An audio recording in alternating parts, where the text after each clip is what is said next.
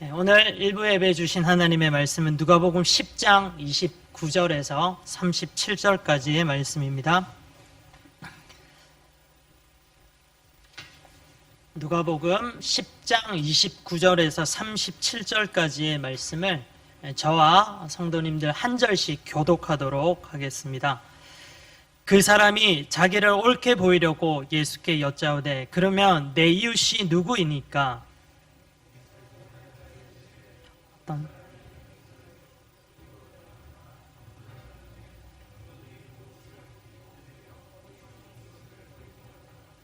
마침 한 제사장이 그 길로 내려가다가 그를 보고 피하여 지나가고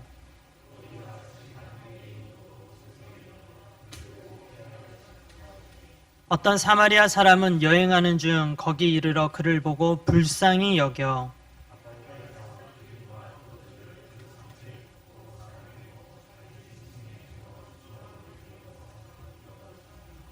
그 이튿날 그가 주막 주인에게 데나리온 둘을 내어주며 이르되 이 사람을 돌보아 주라. 비용이 더 들면 내가 돌아올 때에 갚으리라 하였으니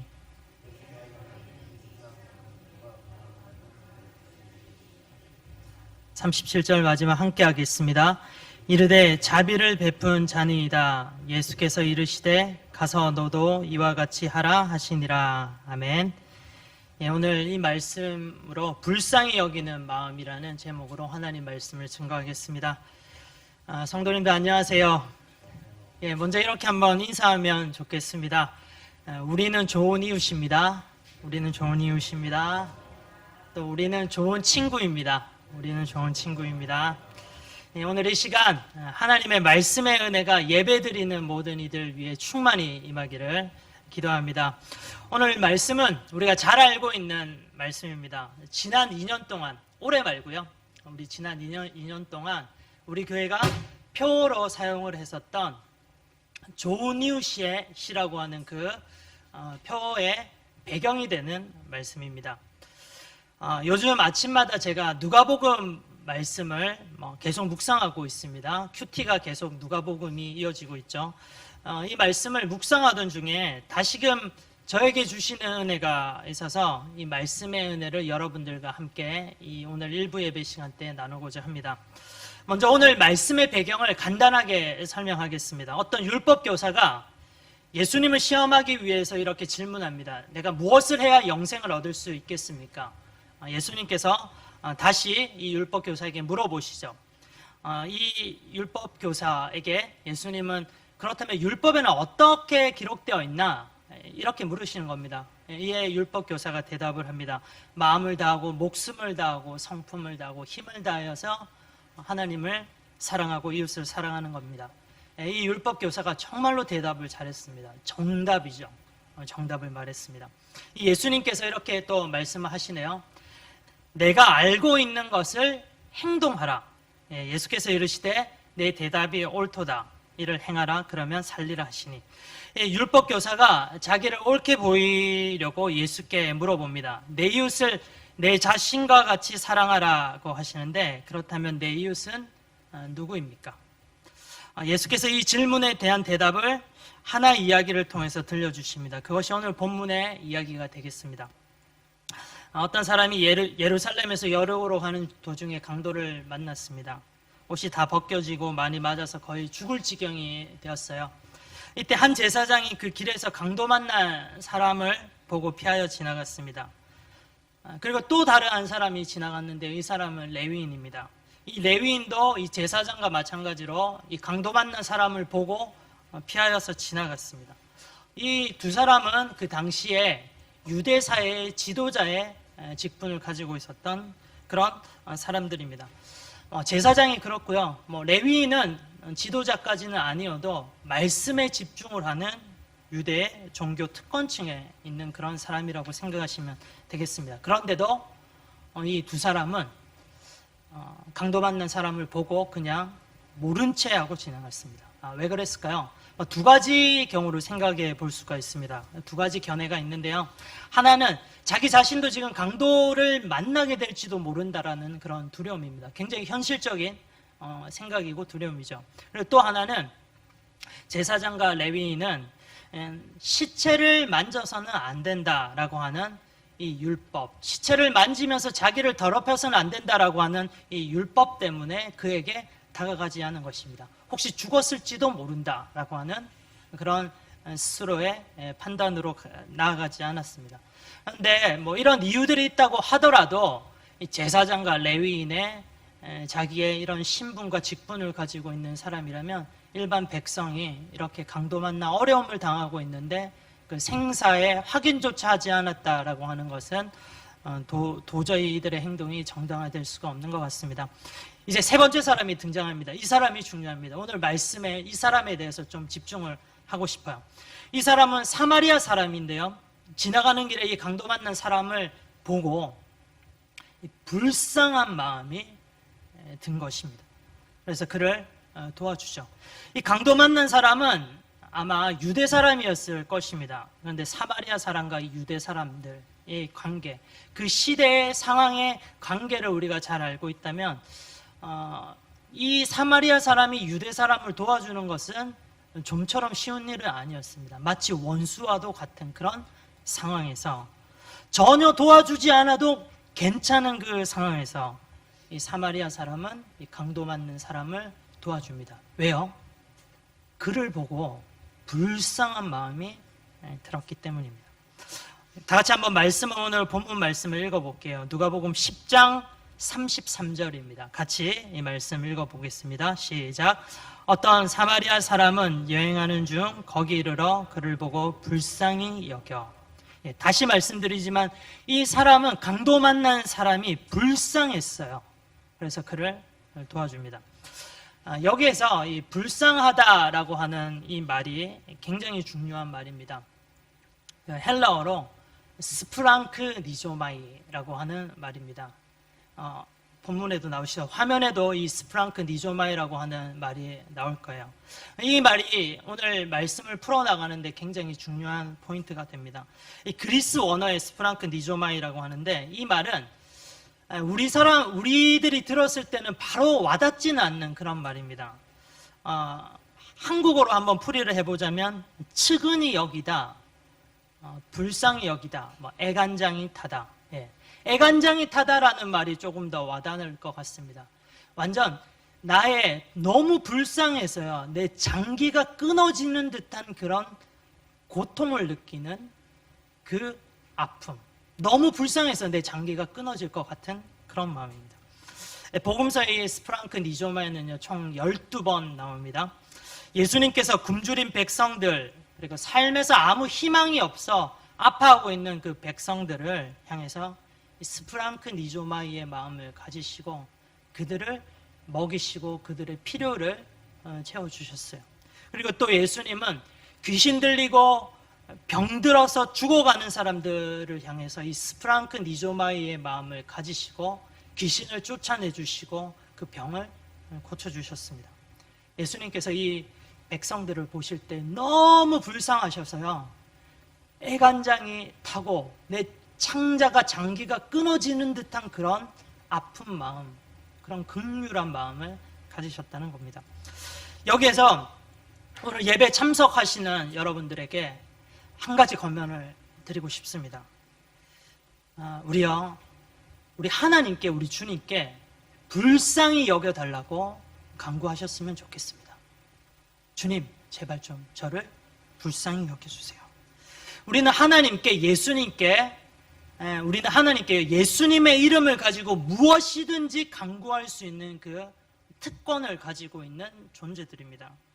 우리는 하나님의 자녀로 마음껏 하나님께 부르짖을 수 있는 특권을 가지고 있죠. 혹시 이 자리에 정말로 내 삶이 힘들고 어렵다, 정말로 왜 이렇게 나는 되는 일이 없고 왜 이렇게 괴로울까, 삶이 어렵다고 생각하시는 그런 성도님들 계신가요? 질병의 문제, 또 직장의 문제, 또 사람들과의 관계의 문제, 또 사업의 문제, 경제적인 문제, 이런 모든 어떤 어려움을 여러분들이 가지고 계시는지는 모르겠지만 혹시라도 이 문제들 때문에 너무 내 자신이 힘드십니까? 그렇다면요, 하나님께 우리는 이렇게 기도하면 좋겠습니다. 하나님 제발 저를 좀 불쌍히 여겨 주십시오. 이 스프랑크 니조마이의 그 마음으로 하나님 나를 보시고 나를 긍휼히 여겨 주십시오. 이렇게 기도하고 간구하는 우리들이 되면 좋겠습니다. 마가복음 9장에 한 이야기를 해드리겠습니다. 한 아빠와 아들이 있습니다. 근데 이 아들이 안타깝게도 귀신 들린 거예요. 이 귀신이 이 아이를 사로잡아서 길가에서 넘어뜨리기도 하고, 그럴 때 넘어질 때면 아이가 또 거품을 물면서 몸이 경직되어서 뻣뻣해져서 또 쓰러지고, 또 이 귀신은 아이를 죽이려고요, 또 불 속에 던지기도 하고 물 속에 던지기도 했습니다. 이 귀신 들린 자신의 자녀를 바라보는 이 아빠의 마음이 어땠을까요? 정말로 아픈 마음이지 않겠습니까? 제발 내 아들이 이 귀신으로부터 자유하면 좋겠다라고 하는 그 마음이지 않겠습니까? 정말로 애간장이 타는 겁니다. 이 아빠는 예수님께 이렇게 간절히 간구합니다. 예수님, 제발 저와 우리 아들을 불쌍히 여겨 주십시오. 그 불쌍히 여겨 달라고 하는 이 표현이요, 바로 이 스프랑크 니조마이, 이 표현을 이 아빠는 사용을 했습니다. 예수님은요, 이 아빠와 이 아이를 보시고 불쌍히 여기시면서 그 아들을 고쳐주셨습니다. 사랑하는 성도 여러분, 요즘같이 힘들고 어려운 기간에 정말로 하루하루가 살아가기 어려운 분들이 계십니다. 한 치 앞도 예상할 수 없는 상황입니다. 언제 이 어려움이 지나갈까 막연히 기다릴 수밖에 없는 상황입니다. 그렇다면요, 우리도 함께 이렇게 기도해 봅시다. 하나님 제발 우리를 불쌍히 여겨주세요. 저를 불쌍히 여겨주세요. 너무 힘듭니다.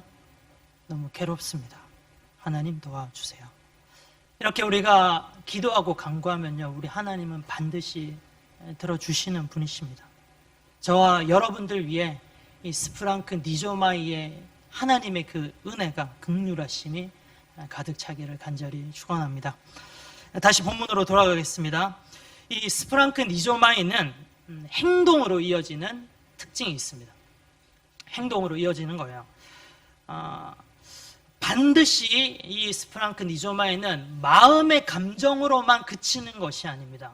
내 손이 나아가고요, 내 발이 달려가게 되면서 이 불쌍한 사람에게 실제적인 도움으로 이어진다라고 하는 특징이 있습니다. 아까 예수님께 질문했던 율법교사 있죠? 그 정답을 말했던 그 율법교사, 예수님께서 어떻게 마지막에 말씀하셨습니까? 그래, 네가 정답을 알고 있지. 그런데 중요한 것은 네가 그 정답대로 행동하라. 내가 알고 있는 것을 행동하라 라고 예수님께서 말씀하셨습니다. 이 사마리아 사람도요, 강도 만난 사람에게 이 스프랑크 니조마이의 마음이 생겼어요. 저희들이 아까 말씀도 읽어봤죠. 근데 이 사람은요, 이 마음이 감정적인 것에서만 그치지 않았습니다. 이 사람은 이 마음을 가지고 실제로 행동하여서 이 사람을 도와주게 됩니다. 그가 어떻게 구체적으로 스프랑크 니조마이의 마음으로 행동하면서 이 강도 맞는 사람을 도와줬는지 몇 가지 살펴보겠습니다. 우리 먼저 말씀을 읽어보겠습니다. 누가복음 10장 34절입니다. 10장 34절 본문입니다. 같이 읽을게요. 가까이 가서 기름과 포도주를 그 상처에 붓고 싸매고 자기 짐승에 태워 주막으로 데리고 가서 돌보아 주니라. 먼저 그는, 이 사마리아 사람은 먼저 가까이 다가갔습니다. 이 강도 받는 사람이 어떤 상태인지 보기 위해서 가까이 다가갔겠죠. 그런데 이 가까이 다가가는 게 쉽지가 않습니다. 아까 제사장, 레위인, 왜 그 사람에게 가까이 가지 않았습니까? 자기도 강도 만날지 모른다라고 하는 그런 현실적인 어려움이 있었지 않습니까? 그럼에도 이 어려움을 감수하고 그는 가까이 다가갔습니다. 그리고 기름과 포도주를 가지고 그 강도 만난 사람의 상처에 붓고 싸맸다고 합니다. 기름과 포도주를 가지고 응급처치를 잘 했다라는 것을 알 수 있습니다. 그런데 이 응급처치를 했는데 무엇으로 그 상처를 싸매었을까요? 붕대를 항상 소지하고 있었을까요? 그렇지는 않을 것 같습니다. 아마도 그는 그의 속옷이나 겉옷으로 그런 것들을 찢어서 이 사람의 상처를 싸맸을 가능성이 높습니다. 잘 아시죠, 여러분? 지금 우리가 입고 있는 이 겉옷, 속옷과 그 당시에 사람들이 생각했던 그 속옷과 겉옷의 가치는 천지 차이입니다. 그들에게 굉장히 중요한 물건이었어요. 그런데 그것을 기꺼이 찢어서 이 사람의 상처에 싸맸다는 겁니다. 그리고 이 사람은 자기의 짐승을 강도 만난 사람에게 양보해서 태웁니다. 자기의 불편함 기꺼이 감수합니다. 또 그를 주먹으로 데리고 가서 돌보아 줍니다. 여러분들, 돌보아 준다라는 게 어디 쉽습니까? 순간적으로 잠시 한번 그를 도와주는 게 아니라 돌보아 준다라는 것은요, 내 마음을 다 쏟아야 되고 온 신경을 그 사람한테 다 쏟아야 되는 겁니다. 쉽지 않죠. 그러면서 또 말씀을 한번 또 읽어보겠습니다. 35절입니다. 35절인데요. 한번 이 말씀 읽겠습니다. 그 이튿날 그가 주막 주인에게 데나리온 2를 내어주며 이르되 이 사람을 돌보아 주라. 비용이 더 들면 내가 돌아올 때에 갚으리라 하였으니, 이튿날이라고 하는 이 시점은 다음날 새벽으로 보는 것이 맞는 것 같습니다.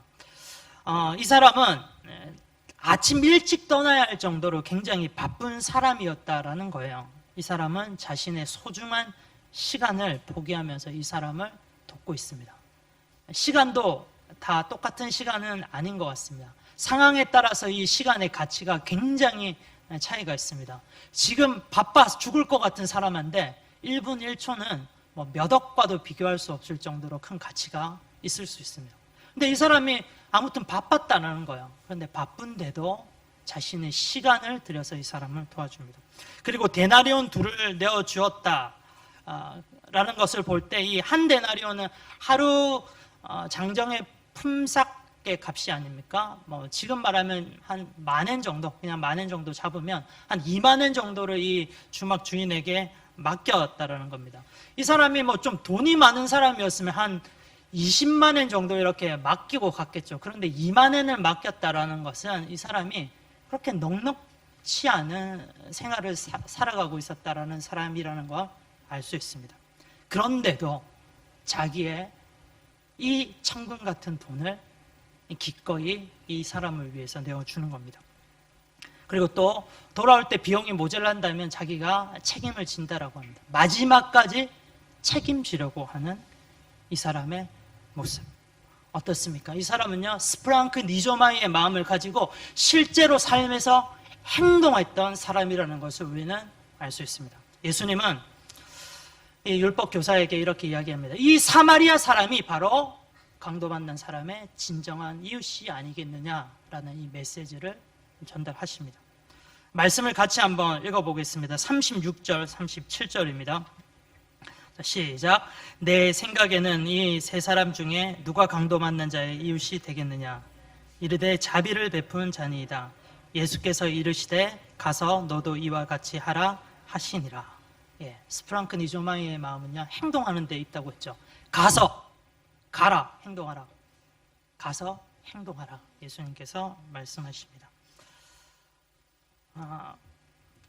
좋은 이웃은요, 불쌍한 마음을 가지고 마음으로 끝나는 것이 아니라 이 마음을 가지고 실제로 행동하는 사람입니다. 여러분들에게 또 하나 건면하고 싶습니다. 우리가 바로 좋은 이웃으로 이 스프랑크 니조마이의 마음을 품고 행동하는 우리들이 되면 좋겠습니다. 우리 주위에 보면요, 우리 이웃 중에 이렇게 강도 만나서 어려움을 겪고 있는 것 같은 사람들이 분명히 있습니다. 마음이 힘들어서 죽을 것 같은 사람, 또 영적으로 지금 힘들어서 아무 영적인 기력이 없는 그런 사람들도 있고요. 경제적으로 힘들고 어려워서 죽을 것 같은 사람도 있습니다. 누구에게 말 못해서 정말 시름시름 알아가는 그런 어려운 문제를 겪고 죽을 것 같은 그런 사람들도 있습니다. 여러분, 혹시 우리 주위에서 이런 사람들을 우리가 발견했을 때, 이 사마리아 사람이 강도 만난 사람을 발견했던 것 같이 그렇게 우리가 발견을 했을 때, 이 어려운 사람들의 이야기를 우리가 듣게 되었을 때 여러분들은 어떻게 하시겠습니까? 제사장처럼요? 아니면 레위 사람처럼요?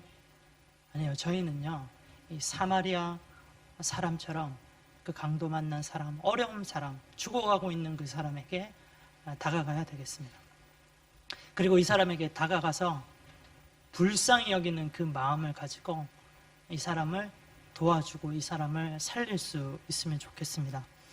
사랑하는 성도 여러분, 많이 힘든 시대죠. 많이 힘들고 어려운 시기입니다. 그럼에도 나보다 더 힘들고 어려운 사람들을 볼 때가 있을 것입니다. 그럴 때요, 이 예수님의 이 마음을 가지시고 이 좋은 이웃이라고 하는 이 스프랑크 니조마이의 마음을 가지시고 이들을 돕기 위해서 행동하고 수고하고 희생하는 우리들이 되면 좋겠습니다. 예수님은 이런 사람을 좋은 이웃이라고 부르십니다. 이런 사람이 예수님의 제자로 살아가는 사람인 것입니다. 저와 여러분들이 주님께 이런 좋은 친구라고 칭찬받는 그런 은혜가 있기를 간절히 축원합니다. 말씀을 정리하겠습니다. 먼저 하나님께 불쌍히 여겨달라고 한번 간구합시다. 우리들의 삶과 형편 다 아뢰어서 불쌍히 여겨주시는 하나님의 긍휼하심을 체험하시기 바랍니다. 그리고 또 한 가지, 우리 주위에 불쌍한 사람들이 있을 것입니다. 우리가 이들을 불쌍히 여길 수 있으면 좋겠습니다. 그리고 단지 마음과 감정에 그치는 것이 아니라 이들을 위해서 수고하고 희생하며 행동하는 우리들이 되기를 바랍니다. 마지막으로 오늘 메시지 이후에 성찬이 있습니다. 이 성찬식에 참여하면서 우리를 불쌍히 여겨주시는 예수님의 그 마음에 집중을 하시면 좋겠습니까? 예수님께서 왜 십자가를 지셨나요? 우리가 너무 불쌍해서 그래요. 여러분들, 우리가 마치 강도 만나서 죽어가고 있는 사람들과 같은 존재입니다. 우리의 죄 때문에, 이 죄의 문제로 도저히 내가 해결할 수 없어서 마치 죽어가고 있는 영적으로 우리의 모습들, 이 모습들을 예수님께서 보시고요, 불쌍히 여겨주신 겁니다. 우리를 보실 때 너무 불쌍하셔서 창자가 끊어지는 것 같은 그런 아픔을 느끼셨기에 본인이 직접 십자가에 오르시고 우리를 위해서, 우리를 구속하기 위해서, 우리의 죄를 사해 주시기 위해서 예수님께서 십자가에 스스로 돌아가 주신 것입니다. 예수님의 십자가의 이 사건, 우리를 구속하신 이 사건은 이 불쌍히 여기는 마음이 예수님의 행함으로 이어진 대표적인 사건입니다.